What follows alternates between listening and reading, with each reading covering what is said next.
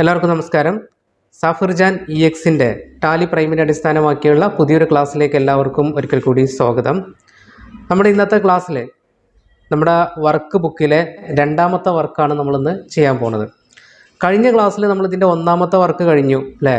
AM enterprises എന്ന company പേര് കൊടുത്തിട്ടുള്ള ആ ഒരു വർക്കാണ് നമ്മൾ കഴിഞ്ഞത്. അത് ലെഡ്ജർ ക്രിയേഷൻ ആയിരുന്നു. എന്ന് വെച്ചാൽ ഒരു ട്രയൽ ബാലൻസ് ആണ് നമുക്ക് തന്നിരുന്നത്. അതിൻ്റെ ലെഡ്ജർ എങ്ങനെയാണ് ടാലിയിൽ റെക്കോർഡ് ചെയ്യാം എന്നുള്ളതിനെ കുറിച്ചാണ് നമ്മൾ കഴിഞ്ഞത്. പ്രധാനമായിട്ട് അതിൽ നമ്മൾ പറഞ്ഞിരുന്നത് സ്റ്റോക്ക് വന്നു കഴിഞ്ഞാൽ, അതായത് സ്റ്റോക്ക് ഇൻ ഹാൻഡ് കണ്ടു കഴിഞ്ഞാൽ നമ്മൾ ഒഴിവാക്കണം എന്ന് പറഞ്ഞു. ആ സ്റ്റോക്കാണ് നമുക്ക് ഡിഫറൻസ് ആയിട്ട് കിട്ടേണ്ടത്. സ്റ്റോക്ക് ഒരിക്കലും നമ്മൾ ലെഡ്ജറിൽ ക്രിയേറ്റ് ചെയ്യാൻ പാടില്ല. അപ്പോൾ ആ ട്രയൽ ബാലൻസിലെ സ്റ്റോക്ക് നമ്മൾ ഒഴിവാക്കി. അങ്ങനെ സ്റ്റോക്ക് നമുക്ക് കിട്ടി. ഓക്കെ, ഇനി നമുക്ക് ആ ഒരു വർക്ക് ബുക്കിലെ രണ്ടാമത്തെ വർക്കായിട്ടുള്ള ടെക്നോവേൾഡ് LTD എന്ന് പറയുന്ന ആ ഒരു ക്വസ്റ്റ്യനാണ് നമുക്ക് ചെയ്യാനുള്ളത്. Page number 4, ടെക്നോവേൾഡ് LTD. അതിൽ ഒരുപാട് അക്കൗണ്ട്സുകൾ തന്നിട്ടുണ്ട്. ആ അക്കൗണ്ട്സുകളെല്ലാം എങ്ങനെയാണ് റെക്കോർഡ് ചെയ്യുക എന്നുള്ളതാണ് ഞാൻ നിങ്ങൾക്ക് പറഞ്ഞുതരാൻ പോകുന്നത്. ഓക്കെ, പ്രധാനമായിട്ടും ശ്രദ്ധിക്കുക. ഓപ്പണിംഗ് സ്റ്റോക്ക് ഇതിൽ തന്നിട്ടുള്ള എമൗണ്ട് 35,000 ആണ്. ആ എമൗണ്ട് നമ്മൾ ഒഴിവാക്കുക. അത് ഒഴിവാക്കി എല്ലാം ചെയ്ത് കഴിഞ്ഞ് നമ്മൾ നോക്കുമ്പോൾ ഡിഫറൻസ് ആയിട്ട് നമുക്ക് ടോപ്പിൽ കാണാൻ പറ്റുന്നത് ഈ 35,000 ആയിരിക്കണം ഡിഫറൻസ് എമൗണ്ട്, അതായത് സ്റ്റോക്കിൻ്റെ എമൗണ്ട് ആയിരിക്കണം. ഈ എമൗണ്ട് അല്ല വന്നിട്ടുള്ളതെന്നുണ്ടെങ്കിൽ നമുക്ക് എന്ത് ചെയ്യേണ്ടി വരും? അത് ചേഞ്ച് ചെയ്ത് നോക്കേണ്ടി വരും. അതായത് എവിടെയാണ് നമുക്ക് തെറ്റ് പറ്റിയെന്നുള്ളത് ആൾട്ടർ ചെയ്ത് നോക്കേണ്ടി വരും. ഓക്കെ, അപ്പോൾ നമുക്ക് ക്ലാസ് സ്റ്റാർട്ട് ചെയ്യാം. ഓക്കെ, അപ്പോൾ പ്രാക്ടീസ് വർക്ക് ബുക്കിലെ നമ്മുടെ രണ്ടാമത്തെ വർക്കായിട്ടുള്ള ടെക്നോവേൾഡ് LTD എന്ന കമ്പനി വർക്കാണ് നമ്മൾ ചെയ്യാൻ പോണത്. ഓക്കെ, കമ്പനിയൊക്കെ ഞാൻ ഇവിടെ ക്രിയേറ്റ് ചെയ്ത് വെച്ചിട്ടുണ്ട്.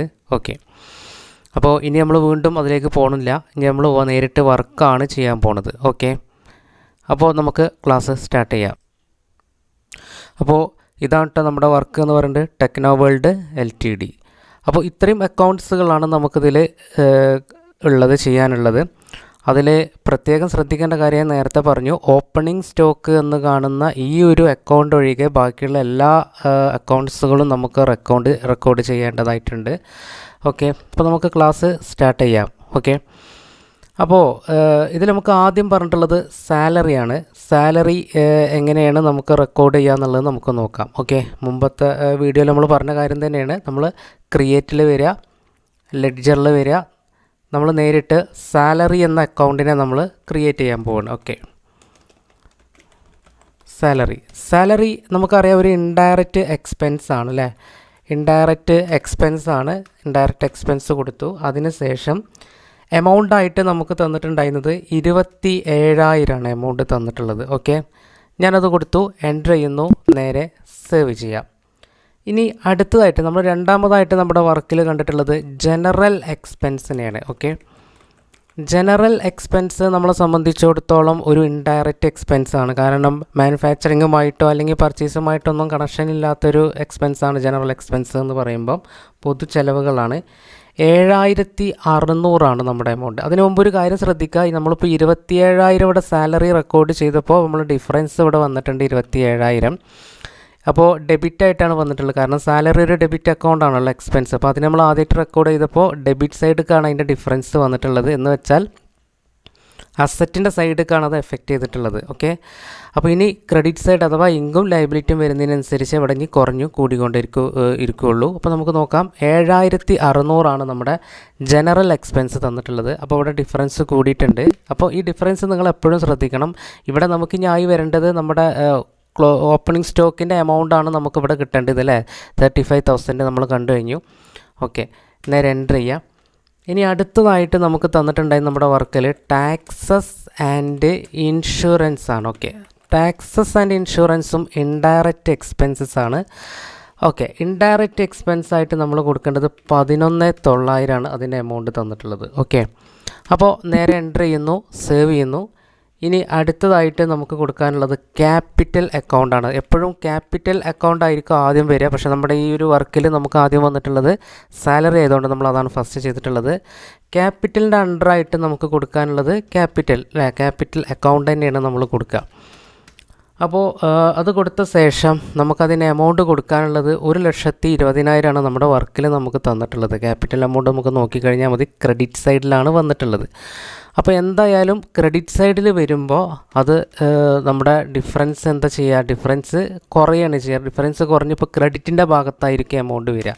കണ്ടോ 73,500. അതായത് ഡിഫറൻസ് കുറയാന്നുള്ളതല്ല, ക്രെഡിറ്റിൻ്റെ സൈഡ് കൂടിപ്പോയി. അപ്പോൾ നമുക്ക് അവിടെ ബാക്കി ബാലൻസ് വന്നിട്ടുള്ളത് 73,500 ഓക്കെ. അത് ക്രെഡിറ്റ് ബാലൻസ് ആയിട്ടാണ് വന്ന് കിടക്കേണ്ടത്. ഇനി അടുത്തതായിട്ട് നമുക്ക് ഡ്രോയിങ്സ് കൊടുക്കാം. ഡ്രോയിങ്സ് എന്ന് പറഞ്ഞു കഴിഞ്ഞാൽ ആരാണ്, എന്താണ് സംഭവം, എന്ത് അക്കൗണ്ടാണ്? ക്യാപിറ്റൽ തന്നെയാണ് ശരിക്കും ഡ്രോയിങ്സ് എന്ന് പറയുമ്പോൾ. ക്യാപിറ്റൽ കൊണ്ടുവന്ന ആൾ അയാളുടെ പേഴ്സണൽ യൂസിന് വേണ്ടി വലിക്കുന്നതാണ് നമ്മൾ പ്രത്യേകം പറഞ്ഞിട്ടുണ്ടായിരുന്നു അല്ലേ. അപ്പോൾ ഡ്രോയിങ്സ് നമുക്ക് 3,000 എമൗണ്ട് വരിക. അതിൻ്റെ പ്രത്യേകം ശ്രദ്ധിക്കാനുള്ളത് ഡെബിറ്റ് ആക്കി മാറ്റണം. അത് ക്രെഡിറ്റ് അക്കൗണ്ട് ആയിട്ടായിരിക്കും വരിക. നമ്മൾ ഡെബിറ്റ് അക്കൗണ്ട് ആക്കി മാറ്റണം ഓക്കെ. കാരണം അത് ഡെബിറ്റാണ്. ക്യാപിറ്റൽ അക്കൗണ്ടിൽ തന്നെ നമ്മൾ കൊടുത്ത് കറക്റ്റായിട്ട് ക്രെഡിറ്റ് വന്നിരുന്നു. പക്ഷേ ഡ്രോയിങ്സിനും അതേ അക്കൗണ്ട് തന്നെയാണ് കൊടുക്കുന്നത്. ക്യാപിറ്റൽ അക്കൗണ്ട് എപ്പോഴും ക്രെഡിറ്റ് അക്കൗണ്ട് ആയതുകൊണ്ട് ഡ്രോയിങ്സിനും ക്രെഡിറ്റ് ആയിട്ട് തന്നെ ഈ കാര്യം വരിക. അത് നമ്മൾ എന്താക്കി കൊടുക്കുക, ഡെബിറ്റാക്കി മാറ്റുക ഓക്കെ. നെക്സ്റ്റ് അടുത്തതായിട്ട് നമുക്ക് സൺട്രി ഡെപ്റ്റേഴ്സ് ആണ് വരുന്നത്. സൺട്രി ഡെപ്റ്റേഴ്സ് ചെയ്യുമ്പോൾ നമ്മൾ പ്രത്യേകം ശ്രദ്ധിക്കാനുള്ളത്, എപ്പോഴും ശ്രദ്ധിക്കേണ്ട ഒരു സംഭവമാണ്, സൺട്രി ഡെപ്റ്റേഴ്സിൻ്റെ അണ്ടർ സൺട്രി ഡെപ്റ്റർ തന്നെയാണ്. പക്ഷേ maintain balances bill by bill എന്ന് പറയുന്ന ഈ ഒരു ഓപ്ഷൻ ഉണ്ടല്ലോ, ഇത് ആക്റ്റീവായിട്ട് തന്നെ കിടക്കണം. അത് എപ്പോഴും ശ്രദ്ധിക്കുക. നമ്മളതിനെക്കുറിച്ച് മുമ്പ് പറഞ്ഞിട്ടുണ്ടായിരുന്നു. നമ്മൾ അതിൻ്റെ എമൗണ്ടായിട്ട് വന്നിട്ടുള്ളത് എത്രയാണ്, 40,000 എമൗണ്ട് തന്നിട്ടുള്ളത് കേട്ടോ ഓക്കെ. നേരെ എൻ്റർ ചെയ്യുന്നു. എൻ്റർ ചെയ്യുമ്പോൾ ഒരു കാര്യമുണ്ട്, നേരെ വിൻഡോ ഇങ്ങനൊരു വിൻഡോ ഒക്കെ കാര്യം ഓപ്പണായി പോവുക. കാരണം ഇവിടെ നമ്മൾ നേരത്തെ പറഞ്ഞു, ഇവിടെ ഒരു ഓപ്ഷൻ എസ് ആയി കിടക്കുന്നത്, എസ് ആയി കിടന്നുകൊണ്ടാണ് നമുക്ക് ഓപ്ഷൻ വരുന്നത്. അപ്പോൾ ഇവിടെ നമ്മൾ എന്ത് ചെയ്യുക, OB എന്ന് പറഞ്ഞിട്ട് ടൈപ്പ് ചെയ്ത് കൊടുക്കുക. OBൻ്റെ യഥാർത്ഥ കാര്യങ്ങളൊക്കെ നമുക്ക് ഇനി ചെയ്യാനുണ്ട്. എന്താണ് ഈ OB ഓപ്പണിംഗ് ബാലൻസ് എന്നൊക്കെ ഇനി മനസ്സിലാവും.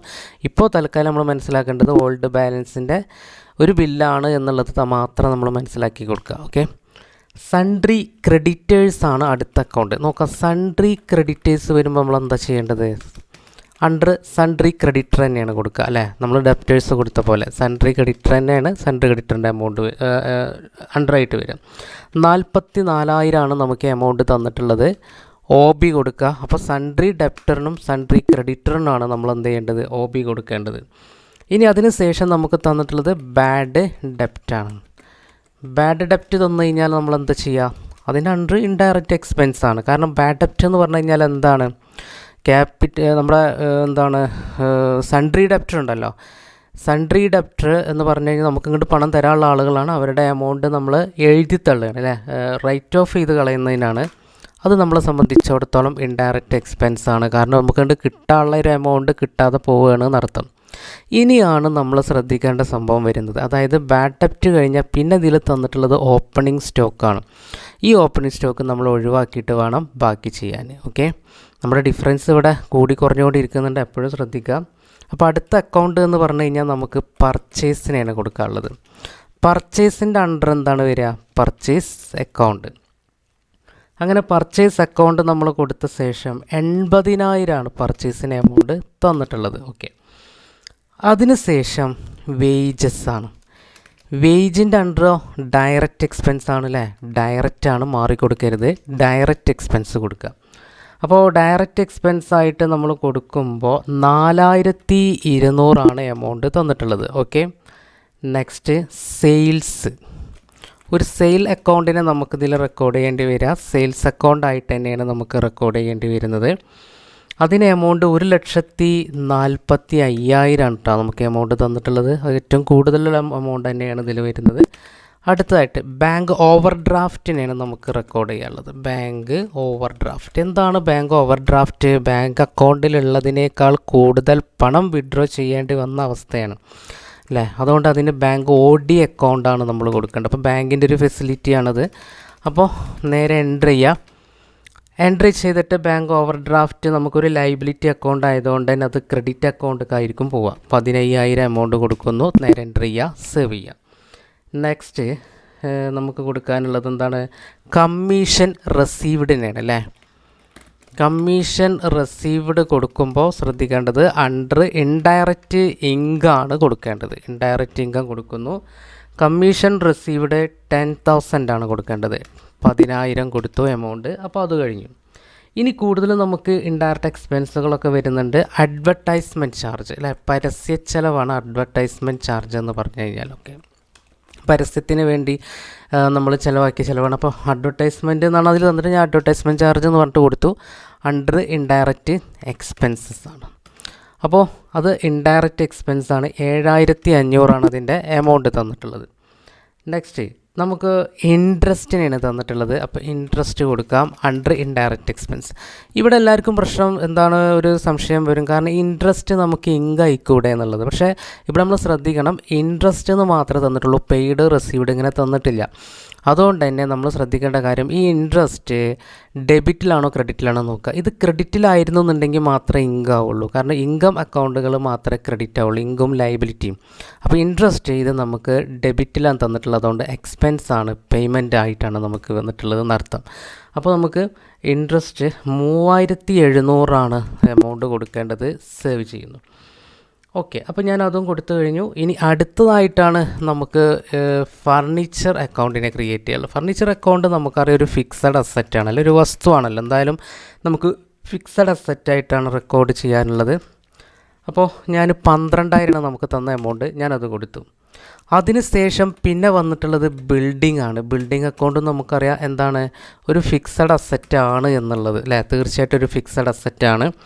അപ്പോൾ ബിൽഡിംഗ് അക്കൗണ്ട് നമുക്ക് തന്നിട്ടുള്ളത് 90000 എമൗണ്ട് വരിക. ഓക്കെ 90,000 നമുക്ക് കൊടുക്കേണ്ടി വരുന്നത്.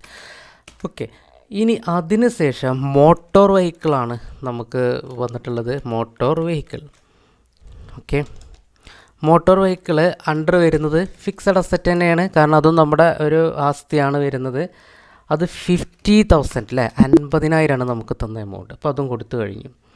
ഇനി അതെല്ലാം കഴിഞ്ഞാൽ പിന്നെ നമുക്ക് വരുന്ന ലോണാണ്. ലോണ് നമുക്ക് 2 രീതിയിൽ വരാം. നമ്മൾ ബാങ്കിൽ നിന്ന് ലോൺ എടുത്തതും അതേപോലെ തന്നെയാണ്. അതേസമയം അധികം വ്യക്തികൾക്ക് നമ്മൾ ലോൺ കൊടുത്തിട്ടുണ്ടെങ്കിൽ, അപ്പോൾ ഇവിടെ നമുക്ക് ലോൺ ക്രെഡിറ്റിൽ തന്നതിനാൽ അതെന്തായിരിക്കും, ലൈബിലിറ്റി ആയിരിക്കും. അപ്പോൾ ലോണിൻ്റെ അണ്ടർ ലോൺസ് ലൈബിലിറ്റി എന്നുള്ള അക്കൗണ്ടാണ് നമ്മൾ സെലക്ട് ചെയ്യേണ്ടത്. ഓക്കെ, അത് ഡെബിറ്റിലാണെങ്കിൽ മാത്രമേ നമുക്ക് എന്താവുള്ളൂ, അസറ്റായിട്ട് വരുള്ളൂ. ലോൺ കൊടുത്തതാണെങ്കിൽ. ഇതിൽ നമുക്ക് ലോൺ എടുത്തതാണ് 40,000 അതിൻ്റെ എമൗണ്ട് വരുന്നത്. ഇനി അടുത്തതാണ് പോസ്റ്റേജ്. ഓക്കെ, പോസ്റ്റേജ് എന്ന് പറഞ്ഞു കഴിഞ്ഞാൽ നമുക്കറിയാം തപാൽ ചിലവാണ്, ഇൻഡയറക്റ്റ് എക്സ്പെൻസ് ആണ്. അപ്പോൾ പോസ്റ്റ് വഴിയുള്ള നമുക്കുള്ള എന്തെങ്കിലും എക്സ്പെൻസുകൾ ഉണ്ട് എന്നുണ്ടെങ്കിൽ അത് നമുക്ക് കൊടുക്കുന്നത് ഇങ്ങനെയാണ്. ഓക്കെ, അപ്പോൾ ഇൻഡയറക്റ്റ് എക്സ്പെൻസ് ആയിട്ട് നമ്മൾ കൊടുക്കുന്ന പോസ്റ്റേജ് 250 അതിൻ്റെ എമൗണ്ട്. ഓക്കെ, ഇനി നമ്മൾ ശ്രദ്ധിക്കേണ്ട മറ്റൊരു കാര്യം, സ്റ്റേഷനറി ചിലവാണ് നമുക്ക് തന്നിട്ടുള്ളത്. ഈ സ്റ്റേഷനറിൻ്റെ എക്സ്പെൻസ് കൂടി കൊടുക്കുന്നതോടുകൂടി ഓക്കെ, സ്റ്റേഷനറി ചാർജാണ് നമുക്ക് ഇൻഡയറക്റ്റ് എക്സ്പെൻസ് ആണ്. ഇത് കൊടുക്കുന്നതോടുകൂടി നമുക്ക് എന്താവും, നമുക്ക് തന്നിട്ടുള്ള ഓപ്പണിംഗ് സ്റ്റോക്കിൻ്റെ എമൗണ്ട് ആയിരിക്കണം നമുക്ക് ഇവിടെ കിട്ടേണ്ടത്. ഓക്കെ, 350 ഞാൻ കൊടുക്കുന്നു, നേരെ എൻ്റർ ചെയ്യുന്നു. കറക്റ്റായിട്ട് നമുക്ക് 35,000 നമ്മുടെ സ്റ്റോക്കിൻ്റെ എമൗണ്ട്, നമുക്ക് തന്നിട്ടുണ്ടായിരുന്ന സ്റ്റോക്കിൻ്റെ എമൗണ്ട് വന്നിട്ടുണ്ട്. ഓക്കെ, അപ്പോൾ ഇങ്ങനെയാണ് നമുക്ക് വർക്ക് ചെയ്യേണ്ടത്. ഓക്കെ ഉണ്ടോ? അപ്പോൾ ഓക്കെ, നമുക്ക് കറക്റ്റായിട്ട് 35,000 കിട്ടിയിട്ടുണ്ട്. ഇനി നമുക്ക് മറ്റു പല റിസൾട്ട് കൂടി നോക്കാം. എങ്ങനെ റിസൾട്ട് നോക്കുന്നത്, നമ്മുടെ റിപ്പോർട്ടിലുള്ള പ്രോഫിറ്റ് ആൻഡ് ലോസ് അക്കൗണ്ട് നമുക്ക് ആദ്യം ചെക്ക് ചെയ്ത് നോക്കാം. അപ്പോൾ നമ്മൾ നേരത്തെ പറഞ്ഞിട്ടുണ്ട് ഒരു ട്രയൽ ബാലൻസ് എന്ന് പറഞ്ഞു കഴിഞ്ഞാൽ കഴിഞ്ഞ മാസത്തെ വർക്ക് ഈ വർഷത്തേക്ക് ഓപ്പണിംഗ് ബാലൻസ് ആയിട്ട് കൊടുക്കുന്ന രീതിയാണ് എന്തെന്ന് പറയുന്നത്, നമുക്ക് ട്രയൽ ബാലൻസ് എന്ന് പറയും. അപ്പോൾ ട്രയൽ ബാലൻസ് നമ്മൾ ലെഡ്ജറായിട്ട് ഓപ്പണിംഗ് ബാലൻസ് ആയിട്ട് റെക്കോർഡ് ചെയ്തിട്ടുണ്ട്. അപ്പോൾ കഴിഞ്ഞ മാസത്തെ നമ്മുടെ നെറ്റ് പ്രോഫിറ്റാണത്. ഓക്കെ, 11,000 അല്ലേ, 11,000 നമുക്ക് നെറ്റ് പ്രോഫിറ്റ് കിട്ടിയിട്ടുള്ളത്. അപ്പോൾ നിങ്ങൾ ഇതുപോലെ തന്നെ ചെയ്ത് നോക്കുക. ഇതാണ് ഇതിൻ്റെ റിപ്പോർട്ട്. ചെയ്ത് നോക്കിയിട്ട് കറക്റ്റായിട്ട് റിപ്പോർട്ട് കിട്ടുന്നുണ്ടെന്ന് നോക്കുക. ഇല്ല എന്നുണ്ടെങ്കിൽ നമ്മൾ ചെയ്ത് എവിടെയോ എന്തോ ഒരു ഫാൾട്ട് സംഭവിച്ചിട്ടുണ്ട്. ഓക്കെ, അപ്പോൾ പ്രോഫിറ്റ് ലോസ് അക്കൗണ്ടിൽ നമുക്ക് 11,000 കിട്ടണം. ഇനി അവിടെ നിങ്ങൾക്ക് ഞാൻ നേരത്തെ പറഞ്ഞു ഡിഫറൻസ് ആയിട്ട് നമുക്ക് 35,000 കിട്ടിയിട്ടുണ്ട്. പക്ഷേ നെറ്റ് പ്രോഫിറ്റ് ഇതല്ല എന്നുണ്ടെങ്കിൽ നമ്മൾ ചെയ്ത് കൊടുത്തുള്ള ഫാൾട്ടാണ്. ഒരു എക്സാമ്പിൾ പറയുകയാണെങ്കിൽ നമ്മളിപ്പോൾ സാലറി അറിയാതെ ഒരു അസറ്റ് എന്ന് പറഞ്ഞിട്ട് റെക്കോർഡ് ചെയ്തിട്ടുണ്ടെങ്കിൽ നമുക്ക് 35,000 തന്നെ ഈ കാര്യം എമൗണ്ടൊക്കെ കറക്റ്റായിട്ട് കിട്ടിയിട്ടുണ്ടാവുക, പക്ഷേ നെറ്റ് പ്രോഫിറ്റ് മാറിപ്പോയിട്ടുണ്ടാവും. ഓക്കെ, കാരണം എന്തുകൊണ്ടാണ്, അസറ്റും എക്സ്പെൻസും ഒരേ അക്കൗണ്ടാണ്. അതായത് ഒരേ അക്കൗണ്ട് എന്ന് പറഞ്ഞാൽ ഡെബിറ്റ് അക്കൗണ്ടിൽ വരുന്നതാണ്. ഡെബിറ്റോ ക്രെഡിറ്റോ മാറിപ്പോയെങ്കിൽ മാത്രമേ, അല്ലെങ്കിൽ സംഖ്യകളൊക്കെ മാറിപ്പോയിക്കണമെങ്കിൽ മാത്രമേ നമുക്ക് ആ സ്റ്റോക്കിൻ്റെ എമൗണ്ട് കറക്റ്റായിട്ട് ഡിഫറൻസ് അല്ലാത്ത വേറെ ഏതെങ്കിലും എമൗണ്ട് കിട്ടാറുള്ളൂ.